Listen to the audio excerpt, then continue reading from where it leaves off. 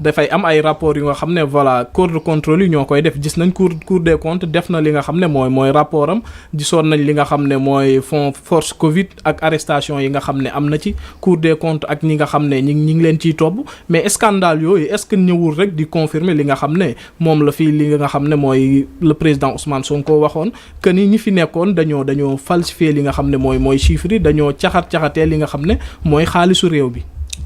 Omar daal suñu basé wu sur la Cour des comptes. L'audit du rapport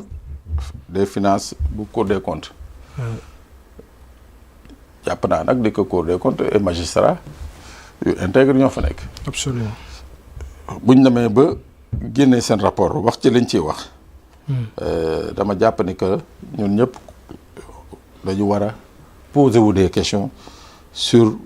comment nañu mën a seetaan ba li ni mel am ci dëkk bi man c'est mon avis personnel ku ci nekk ci ñun war nga toog xoolaat sa bopp poser wu la question lii nan la mënee am ci dëkk bu mel ni Sénégal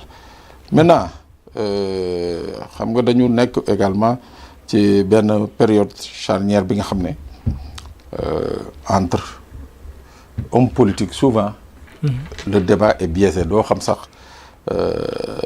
fan ngay taxaw mais li leer ba leer mooy que lii nga xam ne moom mooy mbirum prévarication deniers publics yi rapport Cour des comptes confirmer ko day confirmer rek la nga xam ne moo doon le propos de Ousmane Sonko bi mu génnee di wax ci mbirum liñ fi jot a fekk ci wàllum yàq loolu je crois que c'est une évidence bi nga xam ne su rapport yi continuer di génn di gën a confirmer la tendance Omar jàpp naa ni que sénégalais bu ci nekk da nga war a tout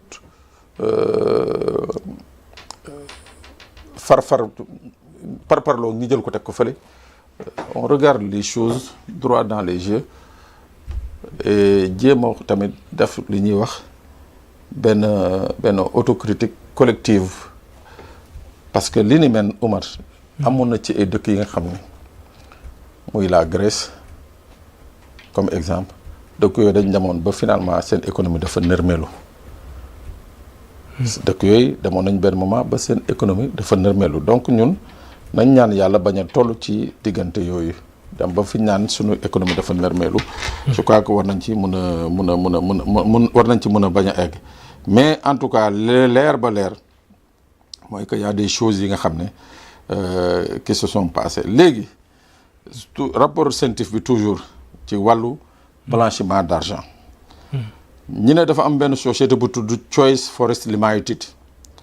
ñu ne société boobu ñu ngi ko enregistré Royaume-Uni fële ci Angleterre mais société boobu def na ay transactions yu toll ci 81 milliards entre 2021 à 2024 te li ci gën a yéeme mooy fonds yooyu buy jógee fii di dem Royaume-Uni rapidement dañ koy transférer mu jógee Royaume-Uni dem ci yeneen compte à l'étranger te loolu sans aucune justification muy benn ñaar ñu ne lii kii société bi tudd World Remite Limited nekk plateforme de transfert comme ñun sunu plateforme yii ñuy wax fii mun amay bañ a tudd rek bañ a publicité parce que comme ñoom comprendre nañ waaw ñoom dañu defal publicité kon duñu leen defal publicité plateforme boobu enregistré na ci 2023 ay transactions yu toll ci 711 milliards 711 milliards yow World Remite Limited xam nga ko mosoo ko dégg de non Sénégalais yi fii ñuy seetaan des fois ay société écran lañ leen di teg nii rek waaw ñi ko mos a dégg danañ ma wax ñu ne société boobu génnee na fi def na ay transactions yu toll ci 711 milliards principalement en provenance de société bi ma njëkk a tudd Choice Forex Limited ñu ne nag li ci gën a yéeme mooy amul benn mesure de vigilance bi nga xam ne amoon na ci mbir bi ñuy def transfert yooyu 711 milliards nga boole ko ci 81 milliards loolu day wane ni kay am na woon ay complicité dans cette opération de blanchiment bokkul nag ak enquête sur les 125 milliards yooyu nga xam ne nañu wax di ko toppee Farba Ngom ak kii di Tahirou Sarr ak Amadou Sall bokkul également ci affaire 29 milliards yi nga xam ne ay virement la yi nga xam ne état Sénégal daf ko def au profit de la société groupe immobilier suisse et redistribué daf ko def virement état du Sénégal moo def virement yi ci compte groupe immobilier suisse ba pare groupe boobu redistribuer xaalis bi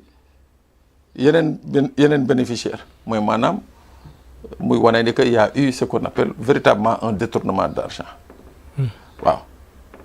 Sénégal état du Sénégal moo fay groupe immobilier suisse 29 milliards 800 groupe bi jël xaalis bi séddale ko yeneen sénégalais loolu jàpp nañ njëkk ci blanchiment la ak détournement mais Omar li yëpp lu muy undu mooy que on a assisté à une mainmise d'une certaine mafia ci biir réew mi te plus on avance plus mbir yi di gën a feeñ man waxoon naa fii ci njëlbeen bi bii rapport bi di génn man de sama problème du rapport bi li ci nekk mais maanaam man sama problème mooy li rapport bi gisul. li rapport bi gisul. waaw. jàpp nga ne donc comme ni ko rapport yi wane des fois ay xaalis yu nga xam ne dafa réer am na yu nga xam ne rapport yi mënu ko génne. mënu ko génne mais lu mu yàgg nag c'est que nag écriture bancaire ak écriture comptable yàlla daa def ne amul fenn foo mën a jaar. te doo fa bàyyi trace. loolu mooy chance su écriture bancaire ak écriture comptable. mais Omar lii ku ko gis bëgg a continuer di taxaw di wax ni que non ce qui s'est passé sous Macky Sall c'est normal eh bien dis donc c'est parce que yow xëy na peut-être da nga bokkoon ci mbir mi bi ñuy séddale dañ la doon sédd mais yéeme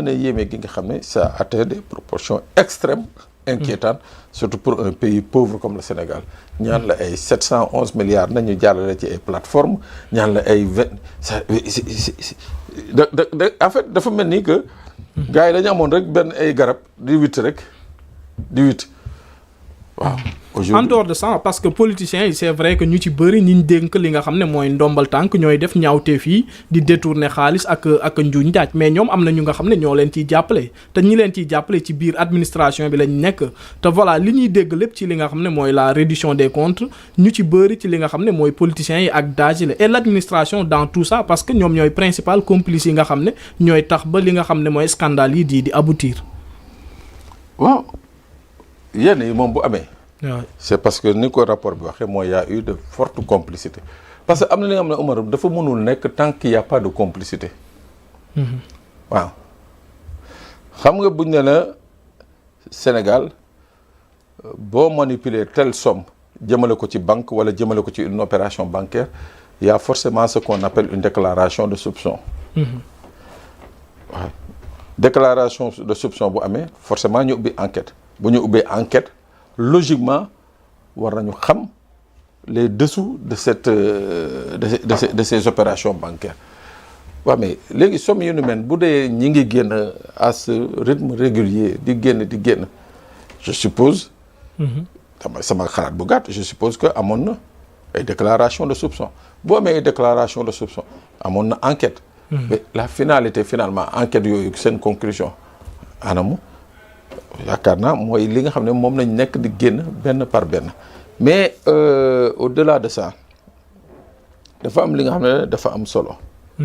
Omar j'aime souvent le rappeler au président de la République parce que promesse la. bi mu ñëwee dafa ne fii amul lu ñuy nëbb rapport yëpp daañ ko teg sur la place publique man jàpp naa ni que rapport yii CENTIF Cour des comptes OFNAC lu mu garaaw. jàpp naa ne que rapport IGE de 2012 à nos jours moo ñoo ko gën a garaaw mais rapport IGE malheureusement on n'en parle pas personne n'évoque ces rapports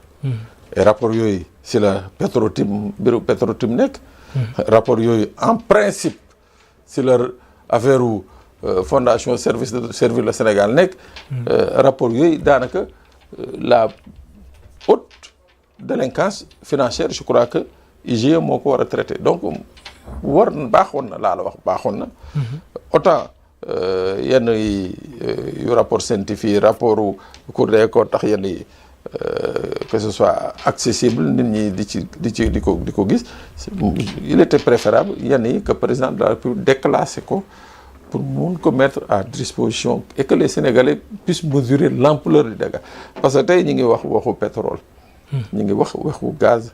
sunu pétrole bi déjà yaa ngi dégg fan yi coow li commencé juddu Gambie sur la paternité ou pas du puits de Sangomar yaa ngi dégg mbirum procès bii nga xam ne am na entre Woodside et l'État du Sénégal mais yooyu yëpp je crois que la source mooy octroi wu licence yi malgré que l'IGE l'inspection générale d'État à l'époque bañoon déconseillé woon le président de la République mu signé contrat yi je crois que le mal se trouve là-bas waaw donc nag pour jéem a régler tous ces problèmes là il faut que ñu jéem a xool il faut que le président puisse au moins déclassifier ces rapports là mettre ko sur la place publique au moins justice def liggéeyam. leneen lu am solo lu nga xam ne gisoon nañ le président de la République Diomaye Faye doon ci wax muy li nga xam ne mooy wàllum prête-nom te prête-nom gis nañ ne ñu ci bëri suñuy def ay détournement en dehors de blanchiment bi ñuy def ko ci wàllum immobilier dañ koy jël jox ko li nga xam ne mooy seen ay jegeñaale mais jegeñaale yooyu li nga xam ne mooy prête-nom est-ce que pour ñu jot ci xaalis boobu dina nekk lu yomb. Omar ça dépend de l'offre juridique bu ñuy jox prête-nom yi. parce que xam nga tamit Omar deful dara lu dul toog Pape Sané ñëw luubal li muy luubal nag Omar daf ko sa tur. mais loolu complice nga de. waaw complice nga d'accord mais léegi boo defee preuve de bonne foi daal di ñëw ne man de Pape Sané moom mu dénkoon lii mais au moins am na une partie de la sanction bi nga xam ne mën nañ ko dindi. xëy na sax entièrement ñi dindi ko mais au moins dana participer justement à aider les autorités ñu mun a récupérer cet argent indu parce que les prête-noms là xam nga le danger qu'il y a mooy plus le temps avance plus ñoom ils s'exposent parce que am na ay techniques d'enquête yi nga xam ne un corps comme la CENTIF wala la DIC wala la section de recherche suñ ko utiliser mais Omar daañu xam ku nekk voilà la nga yore ndax yow yaa ko moom wala nañ la ko dénk. donc moi je crois que président bi muy woote ñi nga xam ne ñooñu prête-nom yi moi je crois que c'était pour leur offrir une bouée de secours. parce que il ne sert à rien. ngay tëdd ci kaso bi parce que tey jii am na ci ñi nga xam ne ñu ngi ci kaso bi juste parce que ils ont été des prête-noms waaw xëy na bu ñu nangu woon collaborer dès le départ xëy na du ñu nekk tey ci